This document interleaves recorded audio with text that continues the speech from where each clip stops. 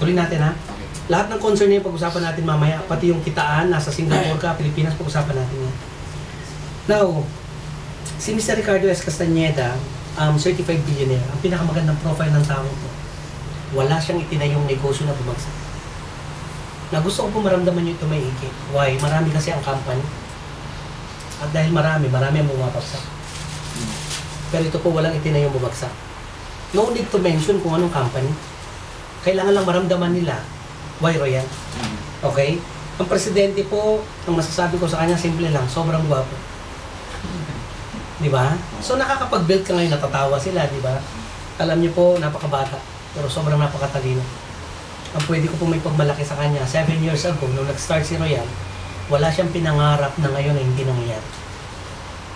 At lahat pa po ng pinapangarap ni Royal ay mangyayari. Kailangan maramdaman ng kausap na okay to ha. Di ba? Solve ako dito. Imagine mo, lahat ng papangarapin ay mangyayari. Hindi pa nga nangyayari, mangyayari na. Di ba? Iyon yung vision. Di ba? Now, ito po yung makatwiran lamang, why health, wellness, and beauty products. Okay? Sa Pilipinas, pagka ako grabe nakaano pala. Sa Pilipinas, pagka ako nag-RBP, kinakwento ko sa nila, ito po yung panahon ni Ernie Baron. Diba? Pero since dito sa Singapore, medyo limited tayo, hindi natin kailangan sabihin yan. Okay? Ngayon, pagka pinag-uusapan health, wellness, and beauty products, okay? Next slide. Wellness business, the next trillion-dollar industry. Sino nagsabi niyan? Paul Zane Pilzer. Sino ba siya? Known as economist, author of 10 best-selling books, at saka economic advisor of 2 US President.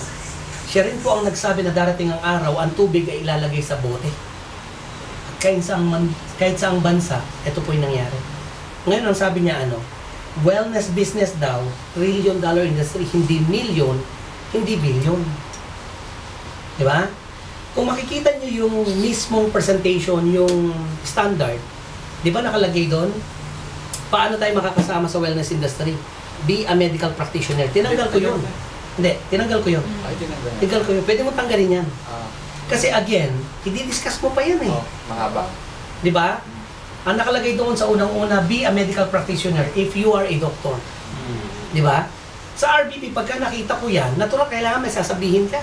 So, anong sinasabi ko sa kanila? Kung ikaw ay doktor, may doktor po ba rito? Wala. May magtataas doktor pero dentista. Okay. Ngayon, ang tanong, eto. Ako po naniniwala, may process pa rin, may proseso pa rin para ikaw ay makilala bilang isang practitioner. Why? Hindi naman po lahat ng doktor ngayon, iyan ang profession nila. Yung iba nga dyan, royalista. Di ba? Okay, ang tanong, bakit po? Yung iba nga dyan, nagiging nurse. Pagdating sa abroad, caregiver. Grabe. Di ba? Ang issue ito, hindi rin ganun kadali. May proseso yan. Pagka nakita ko yung slide na yon, pero bakit mo pa pahihirapan yung presentation mo? Eh di, tanggalin mo na lang. Ngayon, pagka nakita mo to, ito maganda. Kay Royal, pagka pinag-uusapan po wellness, lilinisin niya ang loob mo. Paggagandahin niya ang labas mo. Kung ikaw lalaki, ayaw mo marinig yung paggagandahin, pagkukupoy niya ang labas mo. At ang pinaka-importante rito. Sa bakla. Naka-joke ka. At ang importante rito, kay Royal, pag pinag-uusapan wellness, yung bulsa mo, pakakapalin niya. Diba? So, yung mga royalista ngayon, mga distributors, ay, power. Palakpakan na yan. Kailangan partner, pagka tayo nag-RBP, mag-create kayo ng gano'n. Kailangan maingay ang crowd. Kailangan masaya ang crowd. Woo! Mga gano'n yung iba. Alam mo, pagka hindi mo to alam ang industriyang ito, sasabi, ano ba tawag ito? Tama. Kulto ba ito? Totoo. Napansin nyo ba? Pag pinag-uusapan, meron kang isang bagay na gusto. Di ba gusto mo yun? Gusto mo lagi nakikita yun. Tama? Tama ba? Sasakyan. Kung pwede nga, lagi nasa tabi ka eh. Kung pwede nga, lahat ng klase ng sasakyan na gano'n ng model, pa-picture ka eh. Kasi talagang baliw ka sa kanya eh. Ganon din ang pagyaman dapat. Di ba? Kaya nga naririnig natin yung baliw na word, pero hindi yung literal na parang insanity mismo. Ang malinaw daw meaning ng insanity, ayon kay Albert Einstein, eto yung umaasa ka na mababago buhay mo, pero hindi mo ginagawa ang pagbabago sa ginagalawan mo. Gusto ko yumaman, pero ang buhay ko, trabaho, bahay, trabaho. Abay, paano kaya yaman?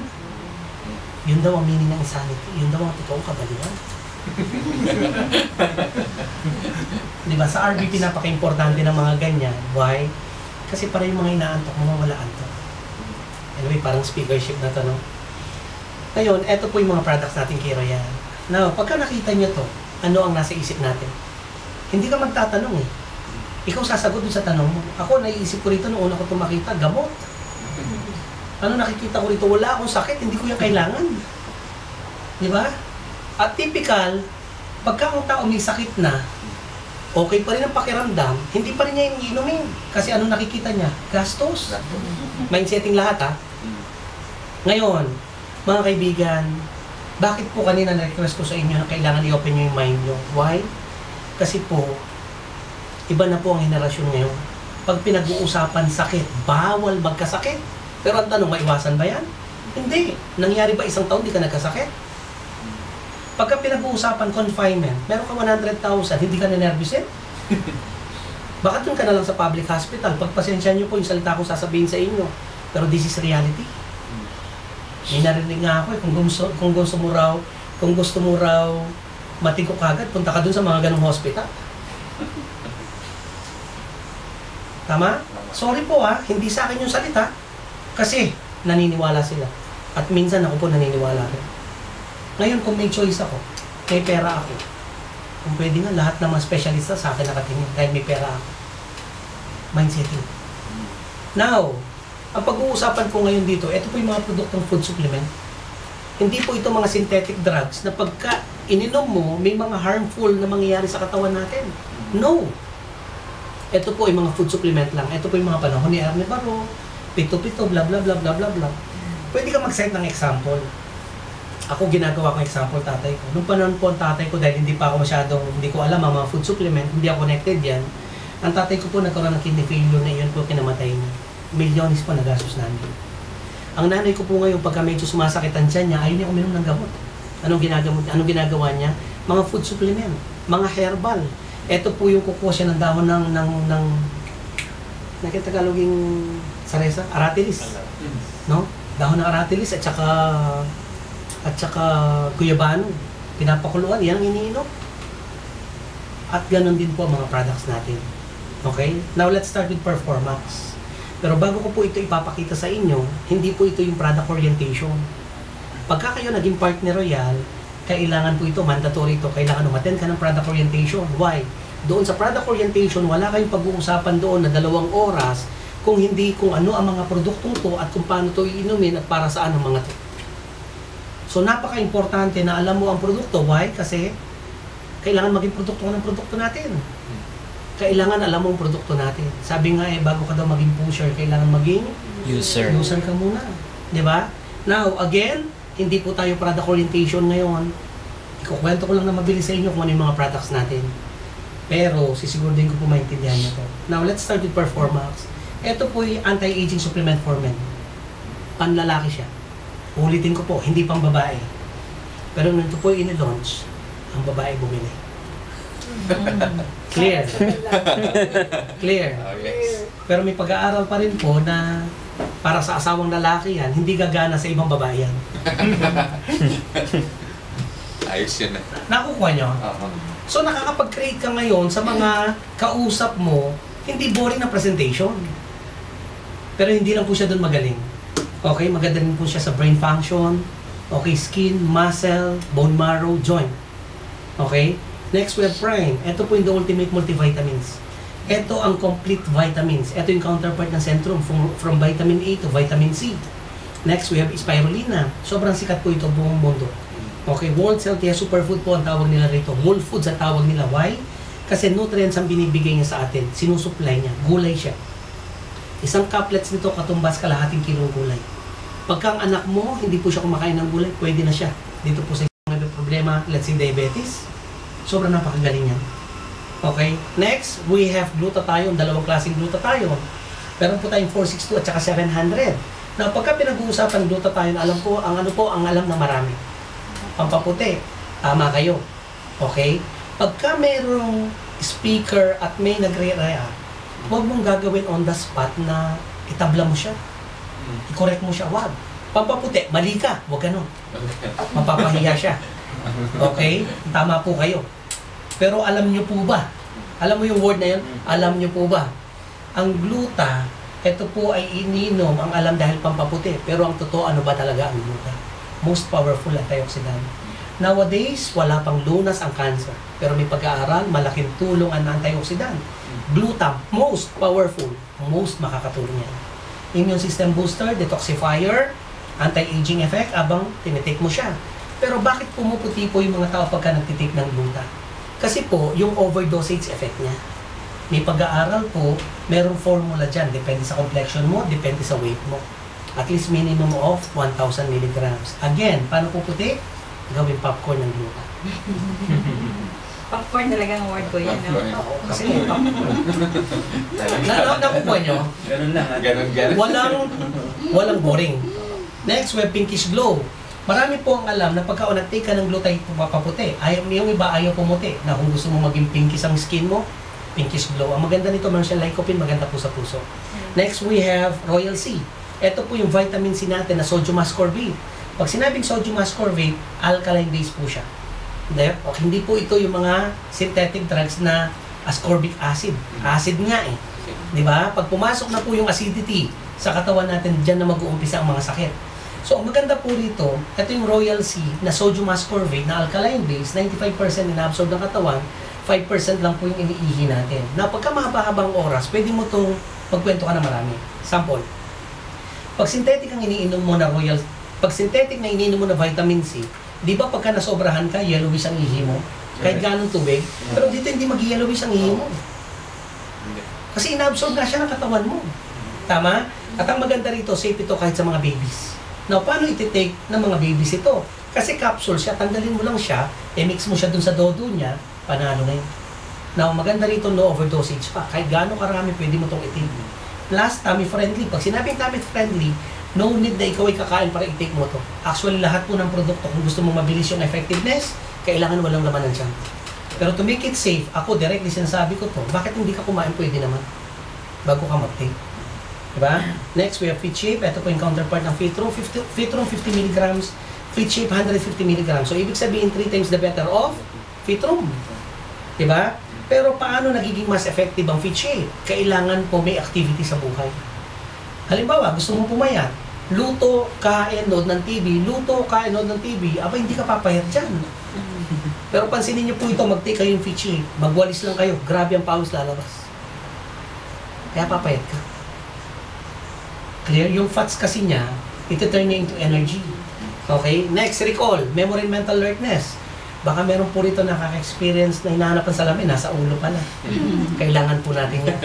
Nakukuha nyo na kung marami po kayong pautang, kailangan nyo po yan. So anong mararamdaman ng nakikinig? Nakita nila mga food supplements, hindi boring. Next, we have grapeseed. Ito po yung antioxidant, anti-cancer. Pero ang maganda rito, ito po yung papaganda ng daloy ng dugo. Doon po sa mga may high blood, maganda yan. Now, saan nakukuha yung grapeseed? Di ba yung buto?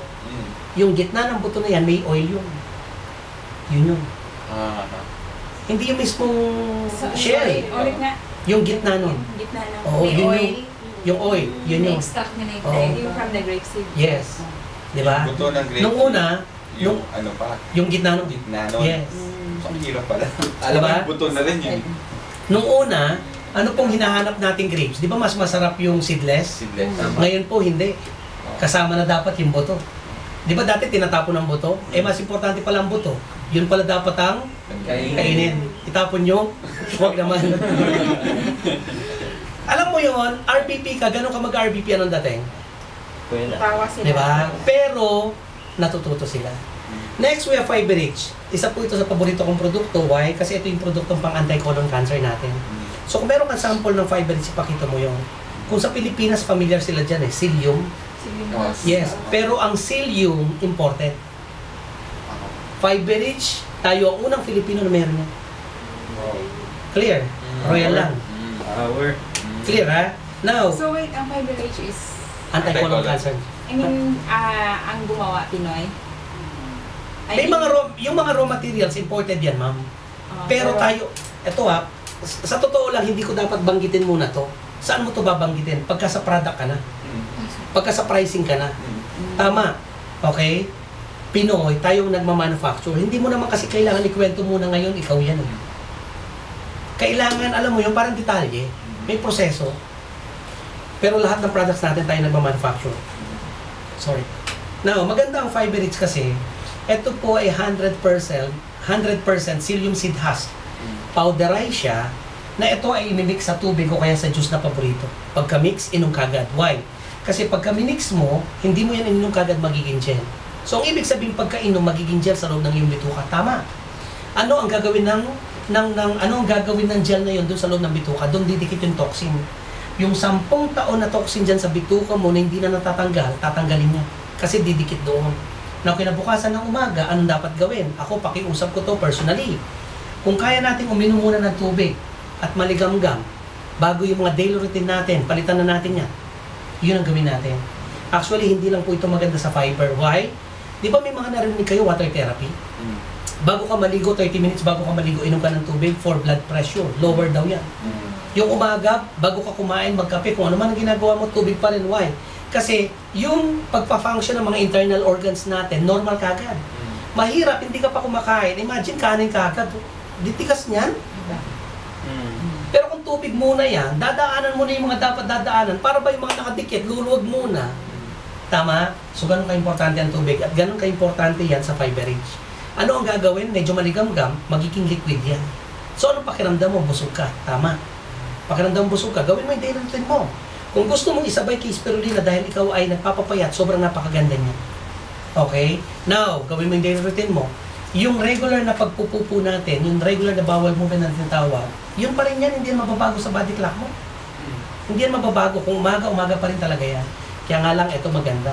Kung first time mo itong iinumin, sisiguraduhin ko ito sa'yo, kakaiba. Kakaiba yung lalabas, kakaiba yung kulay, pati yung amoy kakaiba. So maganda rin po ito dun sa mga nakakaranas ng constipation. Di ba pagka pinag-uusapan, constipation, di ba yung iba, nagtutumi sila 2 beses sa isang linggo, proud pa. Sorry candidate ka pala pagka ganyan. Okay? Kailangan kasi yung kinakain mo, colon cancer, malakas yung mga barbecue na maitim-itim. Malakas siya. Ang tanong, kung walang fiber rich, paano yan basta mawawala? Kailangan pagka nagdumi ka, solve talaga pakiramdam mo. Hindi yung tipong, ang bigat pa rin ng tiyan ko, parang hindi ako, di ba? Ganun kaganda ang fiber rich. Now mga kaibigan, diretso ko itong sinasabi sa inyo niya. The first wealth is health. Anin mo yung dami ng pera mo kung may sakit ka naman. Yes. So ano kailangan? Habang pala nagpapayaman ka, kailangan pala payamanin mo rin ang iyong katawan. At yan ang produkto natin. This is Rhea. Ano mga nakikinig, palakpak sila. Diba? Hindi po tayo dyan natatapos. May mga beverages pa rin po tayo. Okay? So, meron tayong chocolate. Ito po yung produktong very healthy. Very healthy siya kasi 8-in-1 siya. Okay, 8-in-1 kasi meron siyang spirulina, meron siyang ginkgo biloba, meron mental alertness, meron siyang calcium, chlorella, at saka grapeseed. At saka yung 3 basic na cocoa, creamer, at saka sugar. At ang maganda nito, lasa po itong Hershey's. Okay? Pagka kayo nagtimpla nito, pagka nakita nyo medyo malapot-lapot, yun talaga siya. Okay? Yun talaga siya. Okay? Imagine saka makakita ng choco drink na may pampatangkad. Saka makakakita ng choco drink na in-enhance niya ang pag-memorize mo dahil may ginkgo biloba siya. Saka makakakita ng choco drink na may gulay. Kompleto. Tama. Diba? Next, meron tayong coffee. 3 lang ba talaga ang beverages dito? Yes, Wala siyang light? Wala po. Wala pa. Okay, anyway. Yan. Okay, anyway, eto po yung kape na very healthy. Meron siyang anti-cancer. Next, meron siyang recharge. Pwede nito sabihin, ang maganda po sa recharge, isa ito sa mga paborito kong produkto dahil sobrang dami na po ng testimonies dito. Now, bakit maganda ang recharge? Kasi it contains 7 of nature's most potent source of antioxidant. Meron siyang mangustin. Yung RPP ko sa Pilipinas, pakita ko mamaya, yung mangustin, maraming pag-aaral. Clear?